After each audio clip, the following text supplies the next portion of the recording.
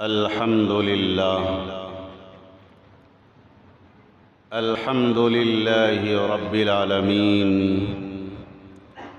والصلاة والسلام على سيد المرسلين.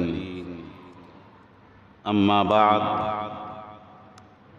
أعوذ بالله من الشيطان الرجيم. بسم الله الرحمن الرحيم. يا أيها الذين آمنوا كتب عليكم الصيام كما كتب على الذين من قبلكم لعلكم تتقون. فقد قال النبي صلى الله عليه وسلم: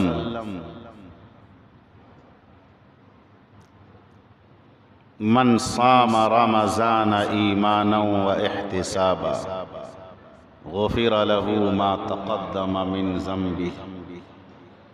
وقال النبي صلى الله عليه وسلم: الصوم لي وأنا أجزي به. وقال: الصوم لي وأنا أجزى به.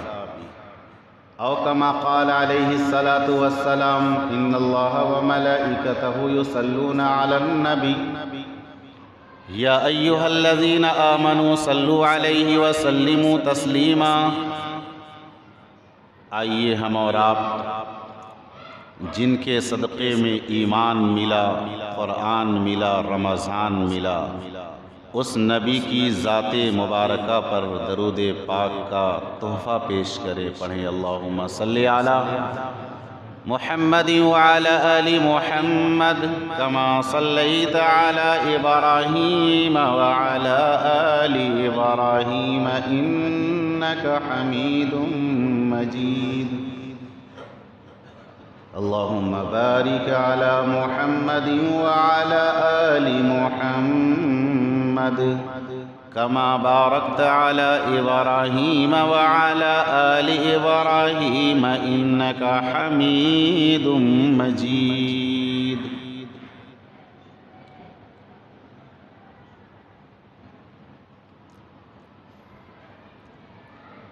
مبارک ہو سب کو مبارک مہینہ، مبارک ہو سب کو مبارک مہینہ، بنے سب کی خاطر یہ جنت کا زینہ.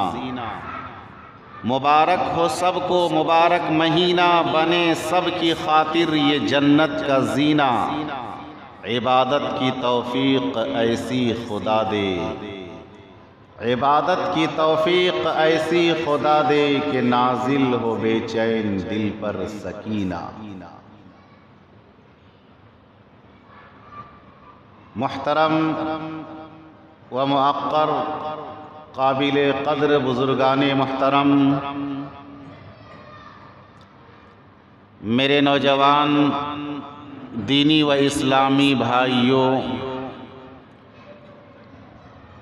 گھروں کے اندر بیٹھی سن رہی پردے میں بیٹھ کر میری مقدس مائیں اور بہنیں، اور چھت پر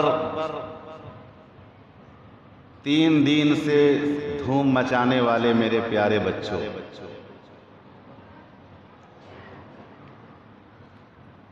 آپ تو نماز پڑھنے کے آتے ہیں کر چلے جاتے ہیں، لیکن جو مسجد میں وہ جان رہے ہیں 3 دن سے کیا کیفیت ہے.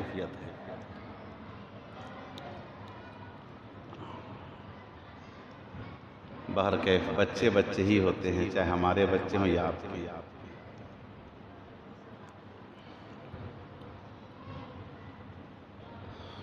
میں نے آپ حضرات کے سامنے قرآن مقدس کی آیت کریمہ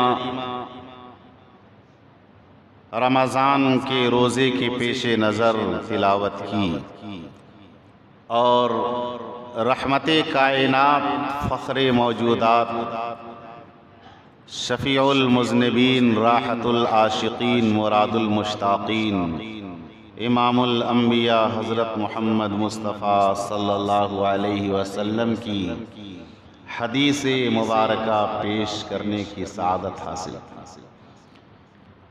اور رب کائنات نے آگے ارشاد فرمایا شہر رمضان الذی انزل فیہ القرآن۔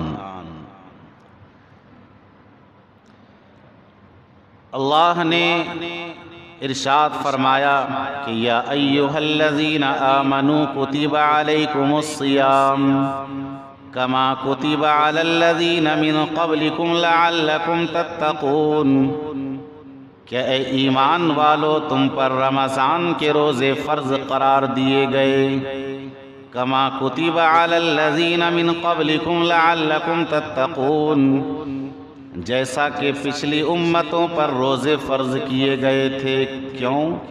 لعلکم تتقون، تاکہ تم متقی اور پرہیزگار ہو جاؤ۔ اور آگے اللہ نے فرمایا کہ شہر رمضان الذی انزل فیہ القرآن، رمضان کا مہینہ ایک ایسا مہینہ ہے جس میں قرآن نازل کیا گیا۔ اور دوسرے مقام پہ اللہ تبارک و تعالی نے فرمایا انا انزلناہ فی لیلۃ القدر، کہ بے شک ہم نے قرآن کو شب قدر میں نازل کیا۔ اور اللہ کے لاڈلے نبی پیارے آقا صلی اللہ علیہ وسلم نے ارشاد فرمایا من صام رمضان ایمانا واحتسابا غفر له ما تقدم من ذنبه، کہ جو ایمان اور اخلاص کے ساتھ رمضان کے روزے رکھتا ہے اس کے سارے پچھلے گناہ معاف کر دیے جاتے ہیں۔ ایک مقام پہ آقا نے ارشاد فرمایا ومن تأخر من ذنبہ، اور جس نے رمضان کے روزے کو اخلاص للہیت کے ساتھ رکھا اس کے اگلے پچھلے سارے گناہ معاف کر دیے جاتے ہیں۔ رمضان کا روزہ ہم رکھ رہے ہیں، رمضان کی بہاریں ہمارے درمیان سایہ فگن ہیں۔ اب اس رمضان کی حقیقت کو سمجھا جائے۔ اس دنیا کے اندر جتنی قومیں آئی ہیں ساری قوموں پر روزے فرض کیے گئے تھے، کسی پر 40 دن، کسی پر 2 ماہ، کسی قوم پر 6 مہینے، اور ہر قوم پر، ہر امت پر کسی نہ کسی شکل سے روزے کی فرضیت کا وجود رہا ہے۔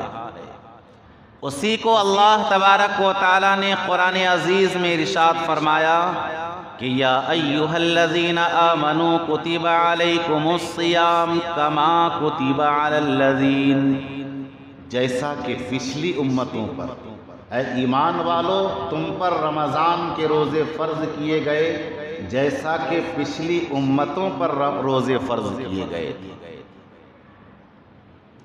یہ رمضان کا روزہ جب آقا دو عالم علیہ السلام ہجرت کر کے مکہ کو چھوڑ کر مدینہ منورہ چلے گئے، اس وقت تک عاشورہ کا روزہ فرض تھا، محرم کی 10ویں تاریخ کا روزہ فرض تھا۔ لیکن جب آقا دو عالم علیہ السلام ہجرت کر کے شعبان کے مہینے میں گئے تو وہاں کے لوگوں کو آپ نے دیکھا کہ ماہ محرم الحرام کا وقت آیا تو لوگ رمضان کے روزے رکھنے کے بجائے محرم الحرام کے 10ویں روزے کو رکھ رہے ہیں۔ اسی وقت اللہ تبارک و تعالی نے شعبان کے مہینے میں رمضان کی روزے کی فرضیت کا نزول فرمایا اور محرم الحرام کا جو روزہ فرض تھا اس کو ساقط فرما کر کے اس کو نبی کی سنت قرار دے دیا۔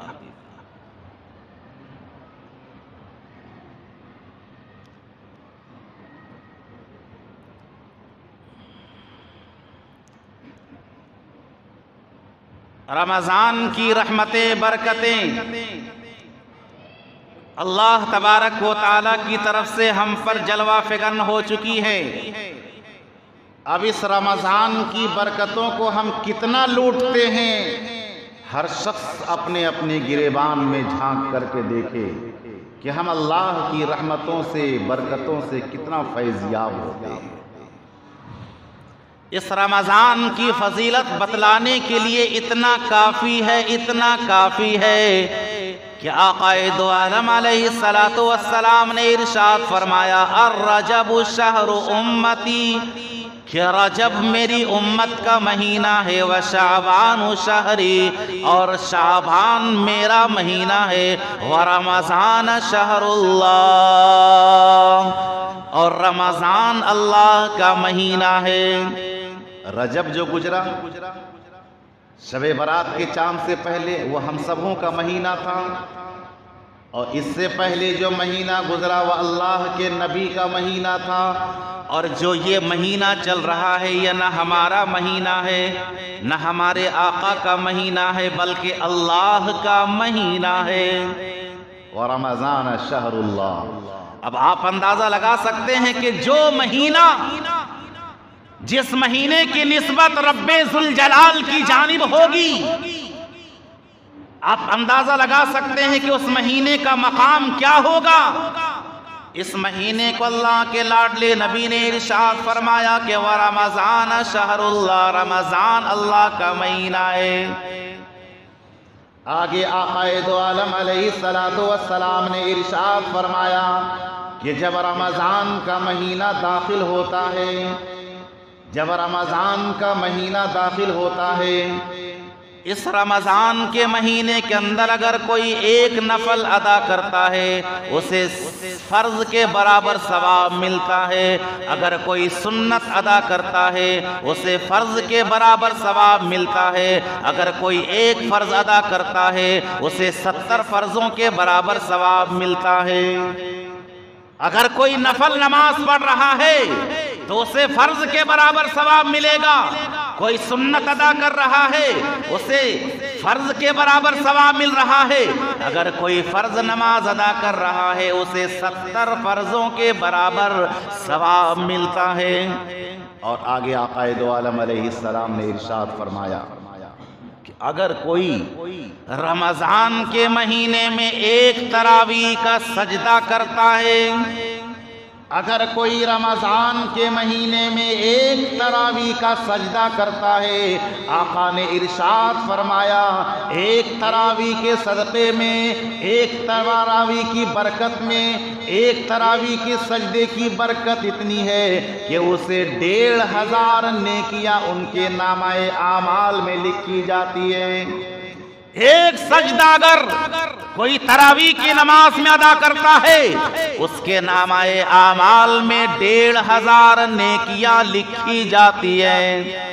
اور آگے آقا دو عالم علیہ السلام نے ارشاد فرمایا ایک سجدے کی برکت سے جنت میں ایک محل تیار کیا جاتا ہے، ایک سجدے کی برکت سے، یعنی ہر سجدے میں اس کے لیے ایک ایک محل تیار کیا جاتا ہے۔ آقا نے ارشاد فرمایا کہ ایک سجدے کی برکت سے ایک محل تیار کیا جاتا ہے، اور اس محل کے اندر 60 دروازے ہوتے ہیں، جو دروازے سونے کے ہوتے ہیں، چاندی کے ہوتے ہیں، یاقوت لولو و مرجان کے ہوتے ہیں۔ ایک سجدہ اگر کوئی ادا کرتا ہے رمضان کے اندر اس کے لیے رب کائنات ایک محل تیار کر دیتے ہیں، اور اس محل کے 60 دروازے ہوتے ہیں۔ اللہ کے لاڈلے نبی نے ارشاد فرمایا کہ جو کوئی اخلاص و للہیت کے ساتھ رمضان کا ایک روزہ رکھتا ہے، ایک روزہ، میں 30 روزے کی بات نہیں کر رہا ہوں، آقا نے ارشاد فرمایا کہ اگر کوئی رمضان کا ایک روزہ رکھتا ہے تو جہنم سے کتنی دور چلا جائے گا۔ آقا نے ارشاد فرمایا ایک کوے کی پیدائش ہو اور کوا پیدا ہوتے ہی اڑنے لگے۔ رمضان کے روزے کی فضیلت دیکھیے کہ اگر کوئی ایک روزہ رکھتا ہے ایک کوے کی پیدائش ہو اور کوا پیدا ہوتے ہی اڑنے لگے، اور اڑتے اڑتے پوری زندگی اڑان میں رہے وہ۔ آپ اندازہ لگا سکتے ہیں کہ ایک کوا کی عمر کیا ہوتی ہے۔ ایک کوے کی پیدائش ہو، پیدا ہوتے ہی اڑنے لگے، پوری زندگی اڑتا رہے، آپ اندازہ لگا سکتے ہیں کہ اپنی اڑان کو کتنی دور تک جائے گا۔ اسی طریقے سے رمضان کا کوئی ایک روزہ رکھ لیتا ہے تو جہنم سے اتنی دور چلا جائے گا، اتنی دور چلا جائے گا جتنی دور کوا پیدا ہوتے ہی اڑنے لگے، اپنی اڑان کو آخری حد تک پہنچ جائے۔ اس کا مطلب کیا فرمایا؟ اس کا مطلب علماء نے فرمایا کہ جو ایک روزہ محبت اخلاص کے ساتھ رکھ لیتا ہے جہنم میں نہیں جا سکتا ہے، جہنم میں نہیں جا سکتا اگر کوئی ایک روزہ اخلاص و محبت کے ساتھ رکھ لیتا ہے۔ آگے آقا دو عالم علیہ السلام نے ارشاد فرمایا کہ جب رمضان کا مہینہ آتا ہے، جب رمضان کا مہینہ آتا ہے، رمضان کے مہینے میں کوئی جب روزہ رکھتا ہے اس کے لیے سمندر کی مچھلیاں دعا کرتی ہیں۔ ہم تو رمضان میں مچھلی خوب کھاتے ہیں، اور آپ بنگال کے ہیں، بنگال والے ایسے مچھلی خوب کھاتے ہیں، لیکن بڑاکر والے نہیں کھاتے۔ یہ بنگال تو ہے لیکن صحیح پوچھا جائے آپ کے اندر اب تک میں نے بنگالی کی کوئی صفت نہیں دیکھی۔ آپ پریشان نہ ہو، آپ بنگال والے ضرور ہیں لیکن ملتے ہیں ہمارے جھارکھنڈ سے۔ آقا نے ارشاد فرمایا کہ سمندر کی مچھلیاں اگر کوئی ایک روزہ رکھتا ہے روزے داروں کے حق میں، سمندر کی مچھلیاں ان کے حق میں مغفرت کی دعائیں کرتی ہیں۔ اور آگے آقا نے ارشاد فرمایا کہ جب کوئی رمضان کا روزہ رکھتا ہے تو روزے دار کے لیے اپنے اپنے بلوں میں سانپ بھی اس کے لیے مغفرت کی دعائیں کرتے ہیں، زہریلے جانور بھی مغفرت کی دعائیں کرتے ہیں۔ آقا نے ارشاد فرمایا کہ جب کوئی رمضان کا روزہ اخلاص کے ساتھ رکھتا ہے اس کے لیے کیڑے مکوڑے بھی مغفرت کی دعائیں کرتے ہیں۔ سبحان اللہ، آپ سبحان اللہ بولیے ورنہ میرا انرجی ایسے بھی ختم ہے۔ سبحان اللہ کہیں انشاءاللہ انرجی بڑھے گا، اور 2-4-5 منٹ آگے اگر تقریر ہو جائے گی تو آپ گھڑی نہ دیکھیں، ہمیں دیکھیں۔ رمضان کے روزے کو کوئی رکھتا ہے اس کے لیے سمندر کی مچھلیاں دعائیں کرتی ہیں، کیڑے مکوڑے دعائیں کرتے ہیں، سانپ بچھو زہریلے جانور اس کے لیے دعائیں کرتے ہیں۔ اور آگے آقا دو عالم علیہ السلام نے ارشاد فرمایا کہ جب رمضان کا روزہ آتا ہے اور رمضان کا چاند نظر آتا ہے تو قبر سے عذاب قبر کو اٹھا لیا جاتا ہے۔ قبر کے اندر مردے کہنے لگتے ہیں کہ او میرے پروردگار، آخر بات کیا ہے کہ تو نے عذاب کو روک دیا، پورے 11 ماہ عذاب ہوئے لیکن بات کیا ہے تو نے عذاب کو روک دیا۔ اللہ فرماتے ہیں کہ اے میرے فرشتے بتا دے میرے بندے کو کہ میرے نبی کی امت پر رمضان کا چاند نظر آ چکا، رمضان کا چاند نظر آ چکا ہے۔ اس حدیث سے یہ صاف ظاہر ہوتا ہے کہ مردے کو بھی پتا چل جاتا ہے کہ پیارے آقا کی امت پر رمضان کا چاند نظر آ چکا ہے، مردے کو بھی پتا چل جاتا ہے۔ اسی کو آقا دو عالم علیہ السلام نے آگے ارشاد فرمایا کہ اگر کوئی رمضان کے مہینے میں انتقال کر جاتا ہے، وہ بندہ کتنا ہی گنہگار کیوں نہ ہو، وہ شرابی کیوں نہ ہو، جواری کیوں نہ ہو، زناکار کیوں نہ ہو، والدین کا نافرمان کیوں نہ ہو، وہ اپنی گناہوں میں ڈوبا رہتا کیوں نہ ہو، لیکن رمضان کی برکت اتنی برکت ہے کہ اگر رمضان کے مہینے میں کسی کا انتقال ہو جاتا ہے، شمائل کبریٰ کی حدیث ہے، آقا نے ارشاد فرمایا رمضان کی برکت سے رب کائنات قیامت تک کے لیے اس کو عذاب قبر اٹھا دیا جاتا ہے۔ اگر کوئی رمضان میں انتقال کر جائے، اگر کوئی رمضان میں انتقال کر جائے تو رمضان کی برکت و فضیلت اتنی ہے کہ ان کا انتقال ہو جائے، گرچہ وہ گنہگار بنتا تھا لیکن ایمان تو ان کے دل کے اندر تھا۔ اللہ تو اپنے بندے سے اتنی محبت فرماتے ہیں کہ ایک انسان پوری زندگی یا صنم یا صنم یا صنم یعنی بت کو پکارتا ہے، غیر اللہ کی عبادت کرتا ہے، پوری زندگی یا صنم کہنے والا بندہ یا صنم یا صنم یا صنم کی رٹ لگا رہا ہے، اسی درمیان اس کی آنکھ اونگنے لگی. جیسے ہی آنکھ آنے لگی، آنکھ نیند آنے لگی، ان کی زبان سے یا صنم کے بجائے یا صمد نکل گیا. اللہ فرماتے ہیں فرشتوں سے کہ میرے بندے جاؤ، میرے اس بندے کو جنت میں داخلہ کرو. اسی حالت میں اس کا انتقال ہو جائے، اللہ فرماتے ہیں کہ میرے فرشتوں جاؤ، میرے اس بندے کو جنت میں داخلہ فرما دو. اس وقت فرشتے کہتے ہیں کہ اے میرے پروردگار، پوری زندگی اس نے یا صنم یا صنم یا صنم کہہ کے پکارا، اور ایک دو بار یا صمد تجھے کہہ کر کے پکارا، آپ اسے جنت میں کیوں داخلہ کر رہے ہیں؟ اللہ فرماتے ہیں کہ پھر میرے میں اور اس میں کیا فرق ہوگا؟ اس نے پوری زندگی اسے یا صنم کہہ کے پکارا، کبھی اس نے آواز نہیں دی. اس نے ایک بار مجھے اخلاص سے پکارا. اگر میں جنت میں داخلہ نہیں کروں گا تو پھر میرے میں اور اس میں کیا فرق ہوگا؟ یہ رمضان کا مہینہ آ چکا ہے، اس کی رحمتوں سے برکتوں سے ہمیں آپ کو وابستہ ہونا ہے. یہ رمضان کی خیر و برکت اتنی زیادہ کہ اللہ کے لاڈلے نبی نے ارشاد فرمایا. کیا ارشاد فرمایا؟ کہ جس طریقے سے برسات کے موسم میں سرسر ٹھنڈی ہوائیں چلتی ہیں، ٹھنڈک کے موسم میں جس طریقے سے ٹھنڈی ہوائیں چلتی ہیں، اسی طریقے سے ماہ رمضان میں خدا کی رحمت کی برسات ہوتی ہے. خدا کی رحمت کی برسات ہوتی. اتنا مبارک مہینہ کہ اس مہینے کے اندر جتنی کتب سماویہ ہیں، جتنی آسمانی کتابیں ہیں، ساری کتابیں اللہ تبارک و تعالیٰ نے اسی ماہ مبارک میں نازل کیا ہے. حضرت ابراہیم علیہ السلام پر صحیفے اسی ماہ رمضان میں نازل ہوئے. حضرت داؤد علیہ السلام پر زبور اسی ماہ مبارک میں نازل ہوئے. حضرت موسیٰ علیہ السلام پر توریت اسی ماہ مبارک میں نازل ہوئے.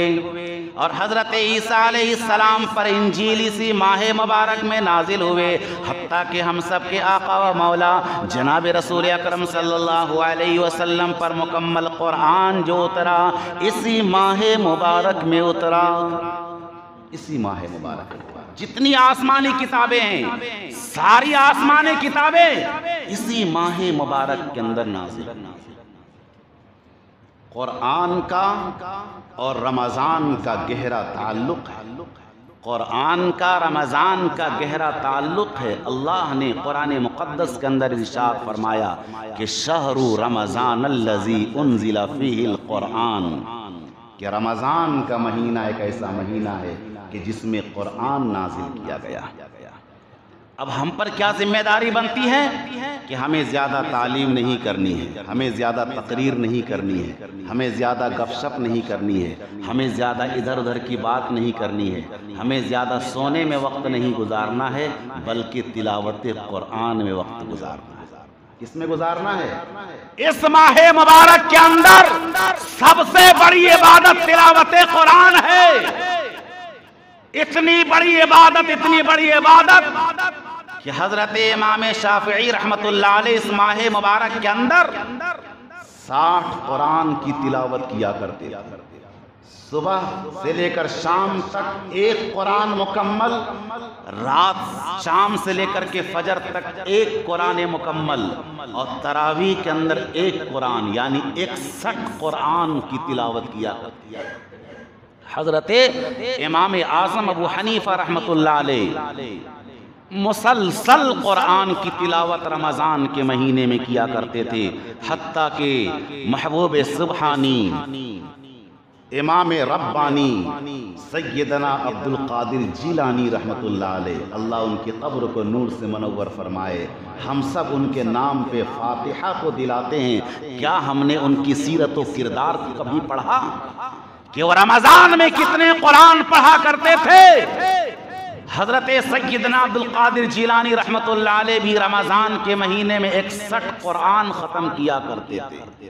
61 قرآن، صبح سے لے کر شام تک ایک قرآن، شام سے لے کر صبح تک ایک قرآن، تراویح کے اندر ایک قرآن، مکمل 61 قرآن کی تلاوت کیا کرتے تھے. اور نبی پاک علیہ السلام کا زمانہ تو ایسا زمانہ تھا کہ رمضان ہی کے مہینے میں آ کر کے حضرت جبریل علیہ السلام آپ کو قرآن سناتے تھے، قرآن کا دور کرتے تھے۔ رمضان کے مہینے میں تلاوت قرآن سے بڑا کوئی مشغلہ نہیں ہونا چاہیے۔ تلاوت قرآن کو اپنی زندگی کا مشغلہ بنا لیا جائے، اس لیے کہ شہر رمضان الذی انزل فیہ القرآن۔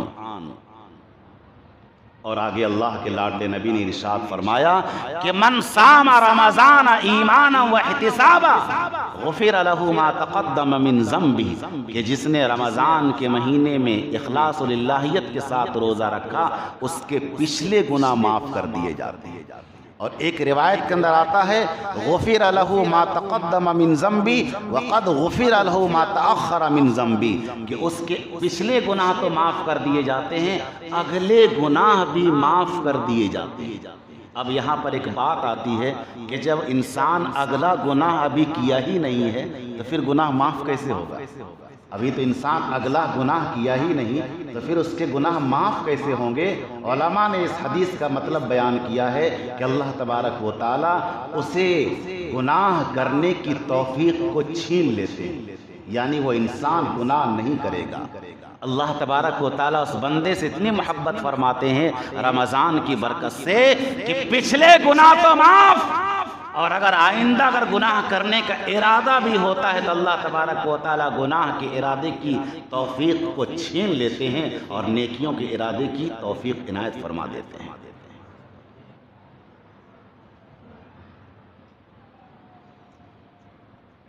اس رمضان کے روزے کے متعلق اللہ نے قرآن مقدس کے اندر ارشاد فرمایا یا ایہا الذین آمنوا کتب علیکم الصیام کما کتب علی الذین من قبلکم لعلکم تتقون۔ اب ایک اعتراض، اللہ کے خزانے میں کیا کمی تھی کہ اپنے بندوں سے کہا کہ میرے بندے بھوکے رہو؟ کیا کمی ہے خدا کے دربار میں؟ کیا کمی تھی اللہ تبارک و تعالیٰ کے دربار میں کہ اپنے بندوں سے رب فرمائے کہ میرے بندے دن بھر بھوکے پیاسے رہو؟ کیا کمی تھی اللہ کے دربار میں؟ کہ اعتراض ہوتا ہے، پوائنٹ نوٹ کیجئے گا کہ آخر کیا اللہ تبارک و تعالیٰ کی مرضی ہے اس میں کہ اپنے بندوں سے فرماتے ہیں کہ میرے بندے صبح سے لے کر شام تک تیرے حلق میں ایک قطرہ بھی نہیں جانا چاہیے اور لقمہ بھی نہیں جانا چاہیے۔ کیا خدا کے خزانے میں کمی ہے؟ نعوذ باللہ، ایسی بات نہیں۔ علماء فرماتے ہیں کہ اللہ تبارک و تعالیٰ فرماتے ہیں کہ میرے بندے جب کوئی بندہ مجھ سے محبت کرتا ہے یا دنیا کے اندر کوئی دوست کسی دوست سے محبت کرتا ہے تو ایک دوست دوسرے دوست کی تمنا ظاہر کرتا ہے کہ میں جیسا رہتا ہوں تو بھی ویسا رہ لے۔ عید کا موقع آ رہا ہے، تم جیسا کپڑا سلاؤ میں ویسا سلاؤں، میں جیسا صافہ باندھوں تم ایسا صافہ باندھو، میں جیسی صدری پہن رہا ہوں ایسی صدری تم بھی سلاؤ۔ یہ محبت محب اور محبوب کی بات ہے۔ اسی طریقے سے اللہ فرماتے ہیں کہ میرے بندے جس طریقے سے میں بھوکا رہتا ہوں میرے فرشتے بھوکے رہتے ہیں، میرے دل کے اندر یہ تمنا ہے کہ تو بھی چند دن بھوکے رہ کر کے میرے فرشتوں والی صفت اپنا لے، میرے فرشتے والی صفت اپنا لے۔ تو فرشتہ تو نہیں بن سکتا ہے لیکن فرشتوں والی صفت تو اپنا سکتا ہے۔ اے میرے بندے اگر تو مجھ سے محبت کرتا ہے تو جس طریقے سے میرے فرشتے کھانا نہیں کھاتے ہیں، میرے فرشتے پانی نہیں پیتے ہیں، میرے فرشتے سوتے نہیں ہیں، میرے فرشتوں کے پاس بیوی بچے نہیں ہے، اسی طریقے سے تو بھی رمضان میں ایک مہینے ان چیزوں پر عمل کر لے، تجھے فرشتوں کی عبادت کا ثواب مل جائے گا۔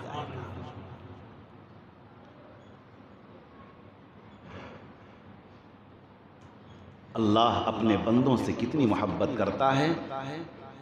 اللہ کے لاڈلے نبی نے ارشاد فرمایا الصوم لی وانا اجزی بہ، کہ روزہ ہی ایک ایسا عمل ہے، آپ حج کریں گے اس کا بدلہ فرشتوں سے ملے گا، آپ نماز پڑھیں گے اس کا فرشتہ بدلوں سے ملے گا، آپ اس کا بدلہ فرشتوں سے ملے گا، آپ زکوٰۃ ادا کریں گے اس کا بدلہ فرشتوں سے ملے گا، آپ صدقہ خیرات کریں گے اس کا بدلہ فرشتوں سے ملے گا۔ لیکن اللہ کے لاڈلے نبی نے فرمایا حدیث قدسی ہے، خود رب فرماتا ہے کہ میرا بندہ جب میرے لیے روزہ رکھتا ہے اس کا بدلہ میں خود دیتا ہوں۔ اس کا بدلہ میں خود دیتا ہوں۔ اس لیے کہ کوئی بھی عمل انسان کرتا ہے تو اللہ کے علاوہ مخلوق بھی دیکھتی ہے۔ ہم قرآن کی تلاوت کریں گے، آپ دیکھیں گے، راتوں کو اٹھ کر کے تہجد پڑھیں گے، کوئی نہ کوئی دیکھے گا، حج ادا کرنے جائیں گے، سارا زمانہ دیکھے گا، نماز پڑھنے جائیں گے، سارا زمانہ دیکھے گا، لیکن جب کوئی روزہ رکھتا ہے تو اللہ کے علاوہ کوئی نہیں دیکھتا ہے۔ اس لیے کہ انسان جب وضو کرتا ہے تو وضو کرتے وقت کلی کرتے کرتے 2-4 گھونٹ پانی حلق کے اندر ڈال لے تو کیا کسی کو پتہ چلے گا؟ کسی کو پتہ نہیں چلے گا۔ اسی لیے رب فرماتے ہیں کہ میرے بندے جب تو وضو کرتا ہے تیرے اندر یہ طاقت تھی کہ تو وضو کا پانی اپنے حلق کے اندر ڈال لے، دنیا کی کوئی طاقت نہیں دیکھ رہی ہے لیکن میں دیکھ رہا ہوں، لیکن تیرے دل کے اندر میری محبت ہے، میرا حکم ہے، تو اپنے حلق کے اندر پانی کا قطرہ نہیں ڈالتا ہے۔ تو جب میرا اتنا خیال کرتا ہے، جب پانی کا قطرہ اپنے حلق میں نہیں ڈال سکتا ہے تو میرے بندے تو میری رضا کے لیے روزہ رکھے گا تو میں تجھے جہنم میں ڈالوں گا؟ ہرگز میں تجھے جہنم میں نہیں ڈالوں گا، ہرگز میں تجھے جہنم میں نہیں ڈالوں گا۔ بزرگو دوستو، یہ روزہ بہت بڑی عبادت ہے، اسے ہم اور آپ عبادت سمجھیں، اس روزے کو برقرار رکھیں۔ لعلکم تتقون، قرآن میں فرمایا کہ روزہ کیوں رکھا جاتا ہے؟ تاکہ ہم متقی پرہیزگار بن جائیں۔ روزہ رکھا پھر بھی غیبت کر رہے ہیں، روزہ رکھا پھر بھی چغلی کر رہے ہیں، روزہ رکھا پھر بھی لڑائی جھگڑا کر رہے ہیں، روزہ رکھا پھر بھی حرام کھا رہے ہیں۔ پوری زندگی روزہ رکھیں گے اور یہ سب کام کریں گے تو کوئی فائدہ نہیں ہوگا، پوری زندگی۔ لعلکم تتقون، روزہ رکھنے کا مقصد اصلی یہی ہے کہ ہم سب متقی پرہیزگار بن جائیں، اللہ سے ڈرنے والے بن جائیں، اللہ کے حکموں کو اور نبی کی شریعت کو، نبی کی پاسداری کو اپنی زندگی کا نصب العین بنا لے۔ اسی کا نام روزہ ہے۔ ہماری زندگی کے اندر تقویٰ آ جائے، حلال حرام کیا ہے ہمیں پتہ چل جائے، حلال حرام کیا ہے ہمیں پتہ چل جائے۔ تقویٰ کسے کہتے ہیں معلوم؟ حضرت ابو ہریرہ رضی اللہ تعالیٰ عنہ سے ایک مرتبہ کسی نے دریافت کیا کہ تقویٰ کس چیز کا نام ہے؟ حضرت ابو ہریرہ رضی اللہ تعالیٰ عنہ نے فرمایا، راستے میں چل رہے ہو، ادھر بھی کانٹے دار جھاڑی ہے، ادھر بھی کانٹے دار جھاڑی ہے، اس کانٹے دار جھاڑی سے اپنے آپ کو بچتے بچاتے ہوئے چلنا، اس کا نام تقویٰ ہے۔ ہمارے دسترخوان میں عمدہ سے عمدہ کھانے لگے ہوئے ہیں، لیکن ہمیں یہ دیکھنا ہے، غور کرنا ہے کہ کون سا کھانا حلال ہے، کون سا کھانا حرام ہے۔ اگر ہم نے حرام کھا لیا تو ہمارا تقویٰ ختم ہو گیا۔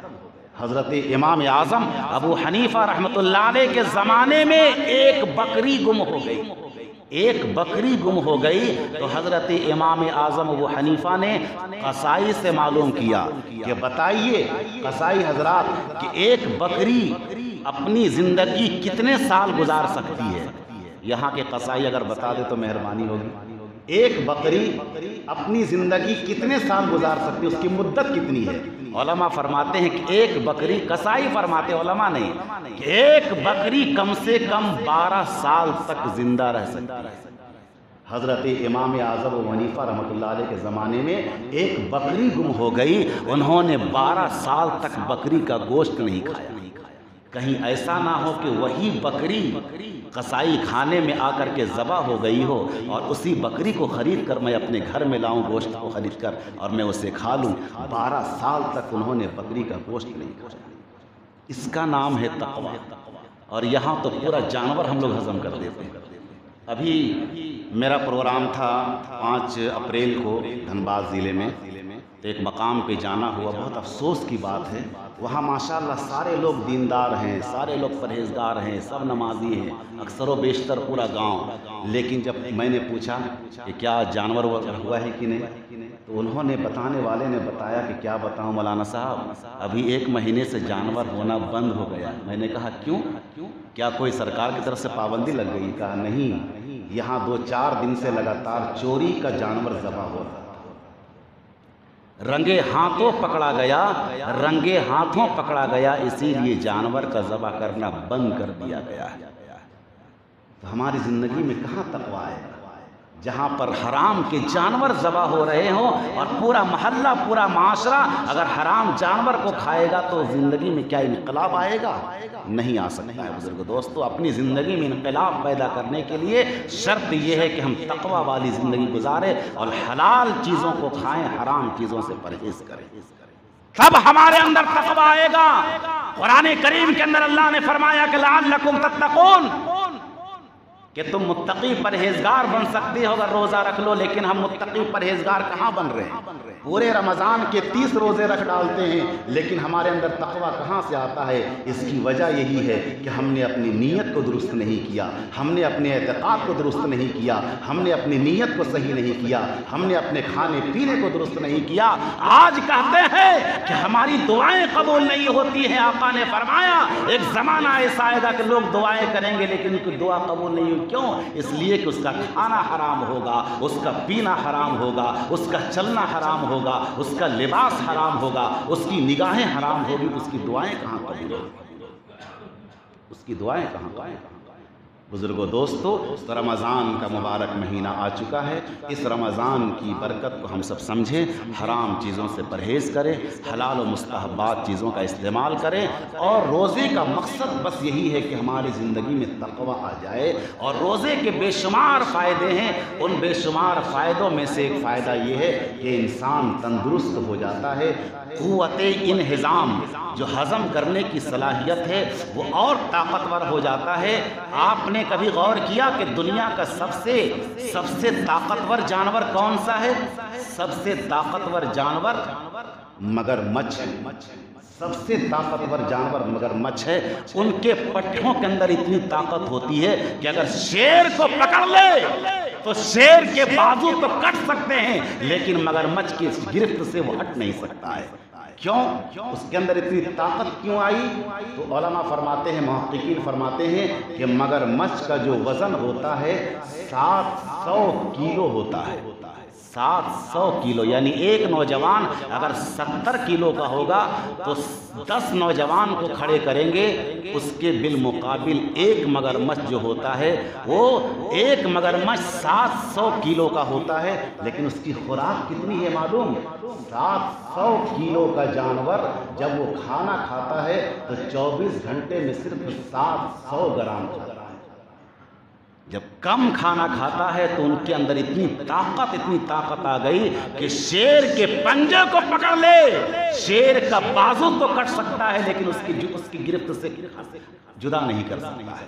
تو روزے کا مقصد یہی ہوتا ہے کہ انسان کے اندر جو بیماریاں ہیں، جو خرابیاں ہیں، جو لیور کے اندر کمزوریاں ہیں، روزے رکھنے سے یہ ساری بیماریاں دور ہو جاتی ہیں۔ بڑے بڑے ڈاکٹروں کو کہنا ہے تو رمضان کے روزے کی قدر و قیمت کو پہچانیں، تراویح کا اہتمام کریں، پابندی کے ساتھ ہم سب ایک ایک روزہ رکھیں۔ اللہ تبارک و تعالی ہمیں اور آپ کو ان سب باتوں پر عمل کرنے کی توفیق عنایت فرمائے۔